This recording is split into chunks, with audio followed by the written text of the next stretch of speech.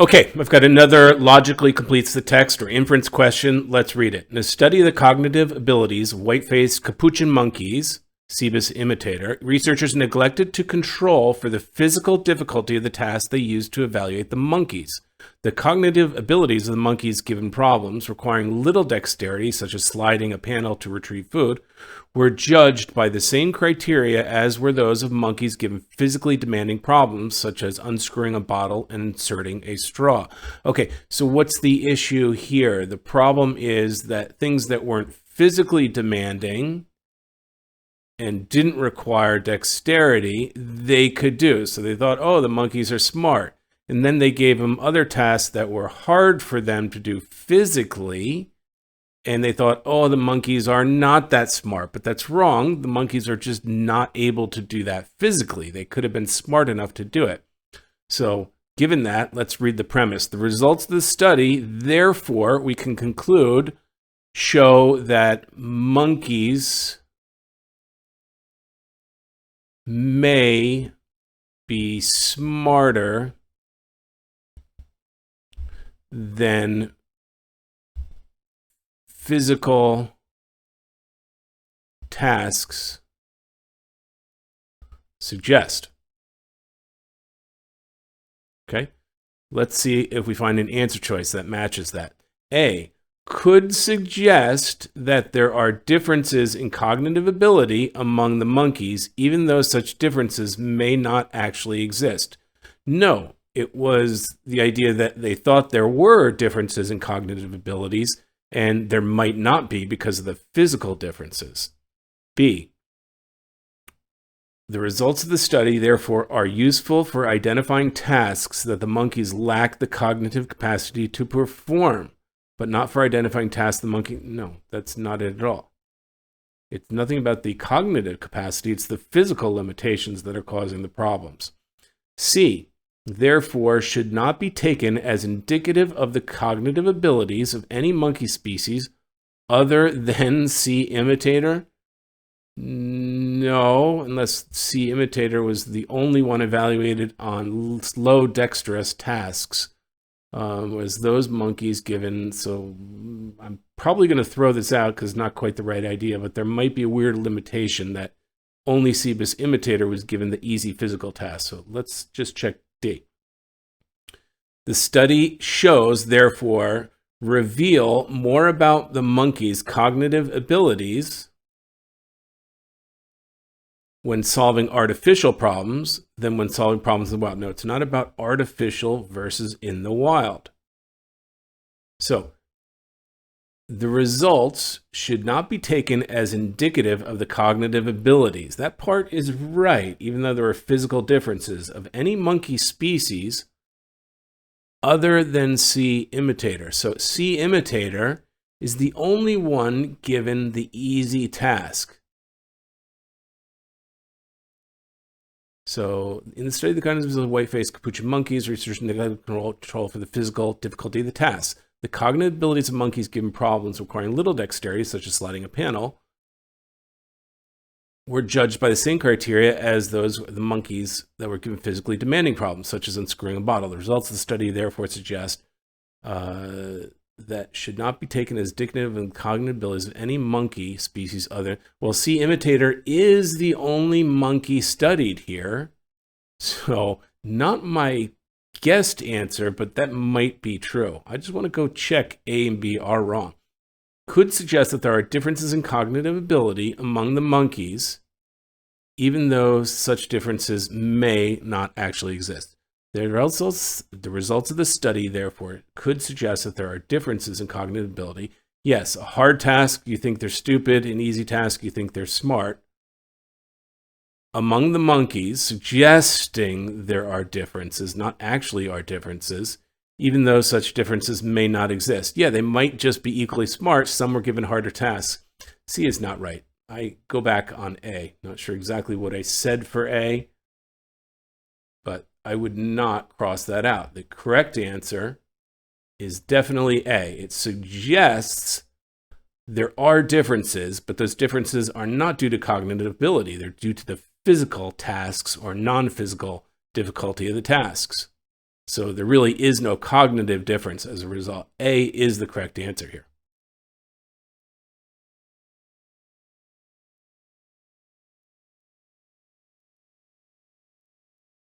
A team of biologists led by John Hu-jung, whoever, so-and-so, investigated the mechanism that allows tail cress plants to accelerate flowering at high temperatures.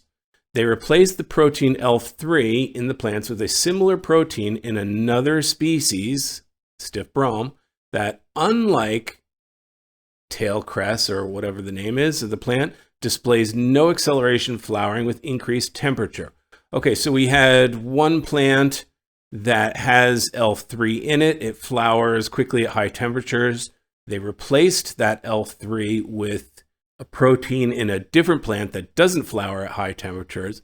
And now we're probably going to run the test. A comparison of unmodified Atalia with the altered plant showed no difference at 22 degrees Celsius, but at the higher temperature, the unmodified plants exhibited accelerating flowering. So we know they would. The Atalia with ELF3 had flowering, but without it, they didn't. So that suggests ELF3 is the cause of the accelerated flowering.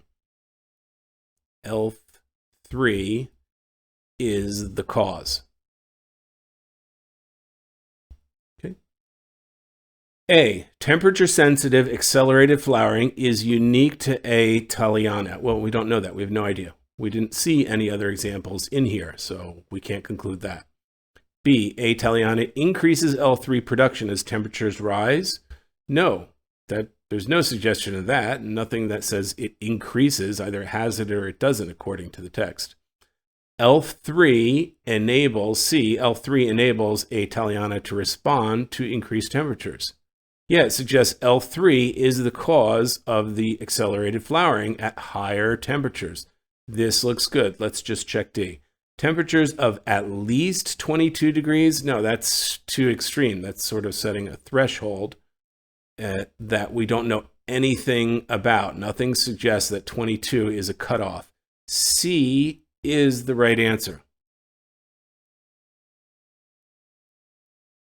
Well, I take it back. There is actually a suggestion from this example that 22 could be a cutoff, but there's no logical conclusion unless you saw other examples to see that that is in fact the case. The real suggestion here is that ELF3 causes the flowering.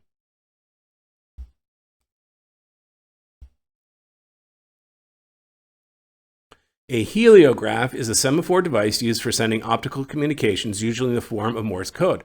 By reflecting flashes of sunlight off a mirror, heliographs were used for rapid communication across expansive distances for military surveying, forestry purposes during the late 19th century, early 20th centuries, but they were largely effective only during the daytime. So it was a way to communicate over distance only during the daytime, and the range of the device depended on factors, the opacity of the air, the line of sight. Therefore, heliographs were eventually replaced by technology that was not limited by the same factors. And that's not hot, not limited by same factors, which is daytime, the opacity of the air, etc. So, which choice most logically completes the test? A, worked on similar principles, but was easier to produce. I mean, that's plausible, but that is not what the evidence in the passage suggests. It was replaced by technology that was not so constrained by environmental circumstances. Yes, these factors are environmental circumstances. Opacity of the air during the daytime. B is the right answer. Let's check C and D. Could be used for more than military surveying. No, we have no idea if it could be used for more than that. Probably could be, but that's not really the idea of the text. Enabled communication that didn't require knowledge of Morse code. Yeah, okay, obviously we'd prefer communication that's not Morse code, but we can't say that. It might have been replaced by the telegraph that used Morse code. There's nothing we can say to conclude that. That's the wrong answer. B is correct.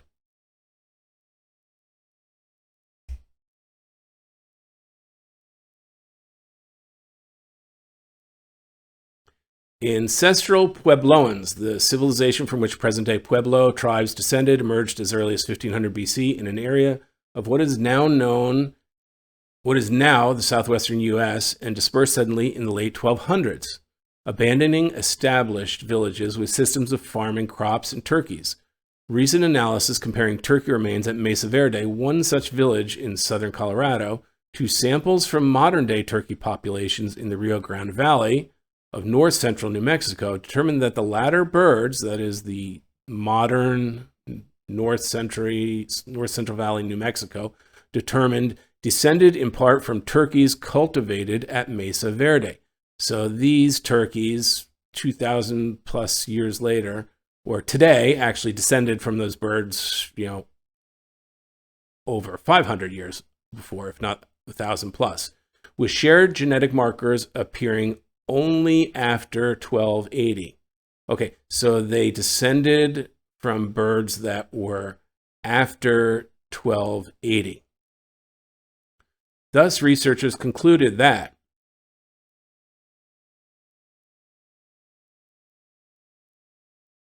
so the civilization went away at the 1200s. So it looks like the markers changed before that. So before we had, the ancestral birds, and after the markers were different, because this is 1280, they had the new bird. So that suggests that the birds in the area were different, that the ones that were the Puebloans must have died out or gone away or no longer existed. So the research concluded that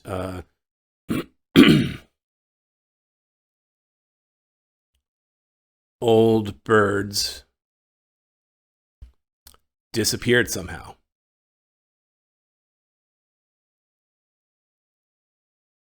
Okay. Conditions of the terrains in the Rio Grande Valley and Mesa Verde had greater similarities in the past than they do today. No, there's no such comparison. Again, another false comparison answer. B, some ancestral Puebloans emigrated to the Rio Grande Valley in the late 1200s and carried farming practices with them. No, because the genetic markers, the shared markers, appeared only after 1280, suggesting that nobody came from the earlier area to this area. That's not correct. C. Oh, well, maybe not, actually. Let's take that back. I might have the idea wrong. This is a different area, and the old civilization died out around 1200, and they probably moved to the new area from Colorado to New Mexico, bringing the birds with them. So the new birds in the new area shared a genetic marker.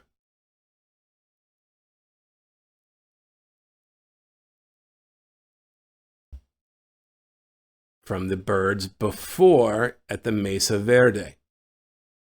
So it's because somebody left from there and they first came to New Mexico after that, after their civilization came apart. That could be the answer, actually.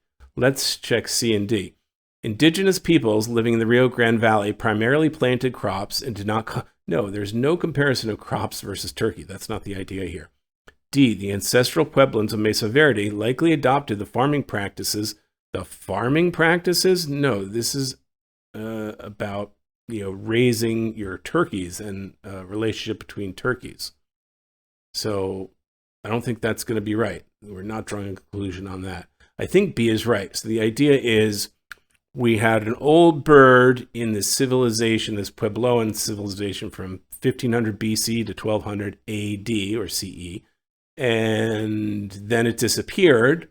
But those birds from before match the genetic markers from today, and birds going back to the New Mexico area to 1280, which means those old birds, when those civilizations went away, people moved to the New Mexico area. And that's where those birds first were introduced, suggesting that it had to be those people from the old Puebloans. I think B is going to be the right answer. I kind of missed the logic there on my guess at first.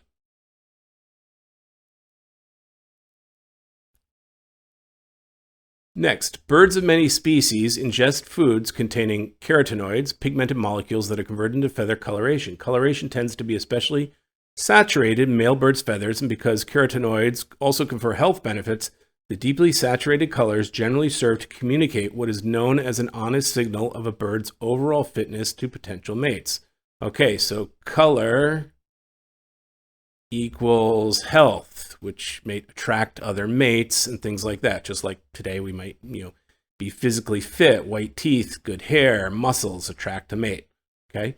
However, ornithologists Schultz and others have found that males in several species of the Tanger genus use microstructures in their feathers to manipulate light, creating the appearance of deeper saturation without the birds necessarily having maintained a carotenoid-rich diet. Okay, so these are birds that are cheating, basically. They're using steroids or something to make them look more colorful and therefore more healthy. Not steroids. I'm just using the analogy of human, strength and health and beauty. They are essentially creating an attraction without having it the same way, natural diet and coloration that displays healthiness. So what would we say? These findings suggest that some birds can cheat to look healthy. Okay. Individual male tanagers can engage in honest signaling. So this is the cheating bird, the tanager. Honest signaling without relying on carotenoid consumption. So yeah, they can signal without carotenoid assumption, but it's not honest signaling. And let's see, do they actually use the word honest or dishonest or anything like that here? What is known as an honest signal? So the honest signal is the carotenoid diet. So using feathers would be therefore a dishonest signal. So it's not honest signaling. B, feather microstructures may be less effective than deeply saturated feathers nothing about different types of feathers. Scientists have yet to determine why tanagers have a preference for mates with colorful appearances. Okay, this passage doesn't engage that conversation. That's separate from the details of this passage. Not relevant. A male tanager's appearance may function as a dishonest signal of the individual's overall fitness. Yes, he can create the deep saturation of colors without actually having a healthy carotenoid-rich diet. D is the correct answer.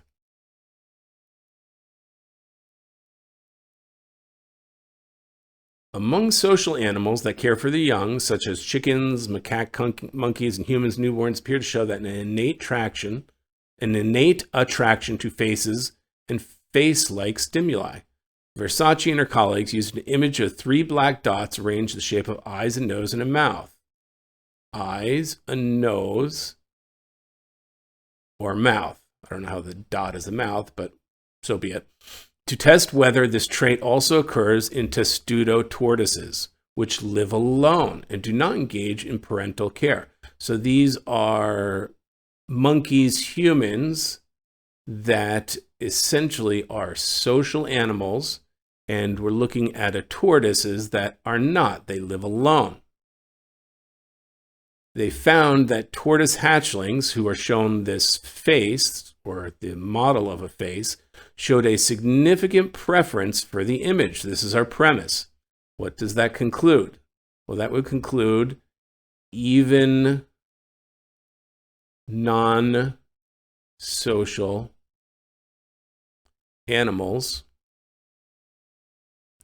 respond to faces or face-like stimuli. Let's see if we can find the answer. Face-like stimuli are likely perceived as harmless. Well, we don't know about harmless or not. That's just not correct, specifically to newborns. This is not going to be the right answer. That's not in the passage. Typical opinion or some type of feeling, etc., related to the topic, but not at all mentioned in the passage. Wrong answer. B, researchers should not assume that an innate attraction to face-like stimuli is necessarily an adaptation related to social interaction or parental care. Yes, the innate attraction to face-like stimuli is not a social animal interaction because non-social animals react to it as well. Looks like B is going to be the right answer. Let's check C and D. Researchers can assume that the attraction to face-like stimuli that is seen in social species that practice parental care is learned rather than innate. No, that's not what we conclude from this. We conclude non-social animals have the innate. It says nothing about whether the social animals learn it or have it innate. In fact, it looks like the social animals have it innately, and maybe the non-social animals do as well. C is not correct.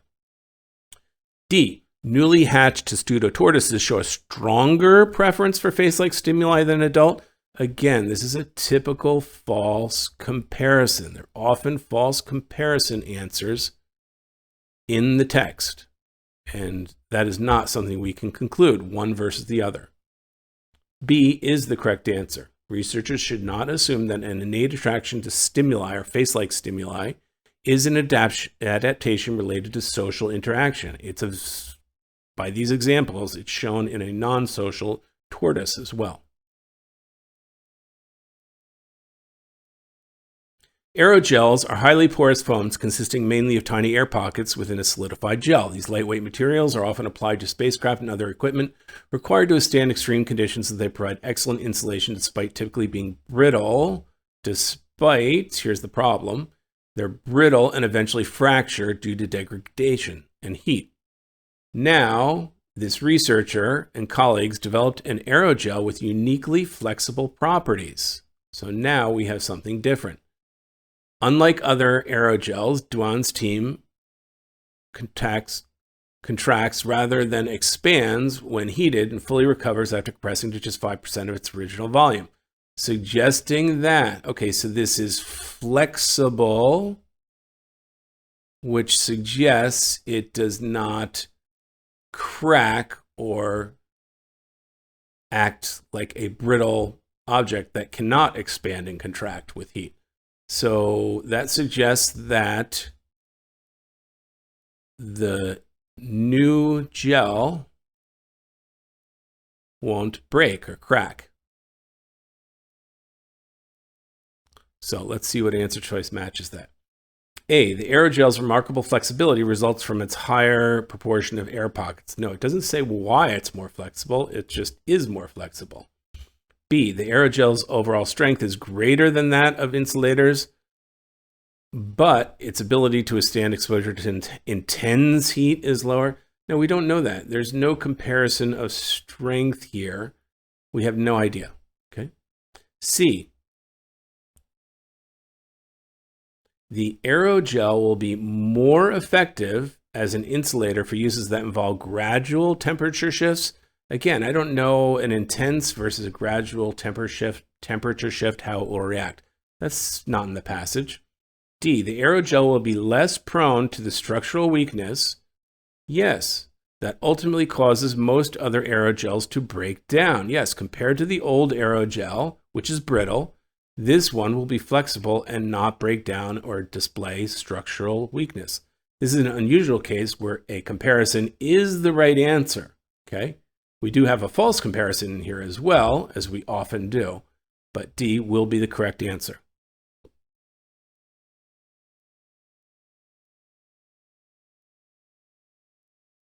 Volunteering or giving time for a community service for free is a valuable form of civic engagement because helping in a community is also good for society as a whole. In a survey of youth in the United States, most young people said that they believe volunteering is a way to help people on an individual level. Meanwhile, only 6% of the youth said that they think volunteering is a way to help fix problems in society. These replies suggest that, so we know volunteering for a community service is a valuable form of civic engagement, and it's good for society as a whole. But young people today generally don't volunteer and don't think it's a way to fix problems in society at all. So volunteer, help society. They think it won't help society. They're wrong. They suggest that youngsters can help society if they volunteer more than they think. They underestimate the amount of help they can be to society as a whole. Let's see if an answer matches that. Many young people think they can volunteer only within their own communities. No, it's not about where they can volunteer. B, volunteering may be even more helpful than many young people think it is. Yes, youngsters can help society. They don't think they can, but they actually can. That seems to be the right answer. Let's check C and D. Volunteering can help society overall more than it can help individual people. No, it's another false comparison. We don't know if it helps society more than individuals or not. Not the idea or the facts from the text. Many young people may not know how to find ways to volunteer their time. No, the idea is they're not volunteering because they don't think they can help society overall. It's not that they don't know how to find ways to volunteer. That's not the right idea from the text. The correct answer here is B.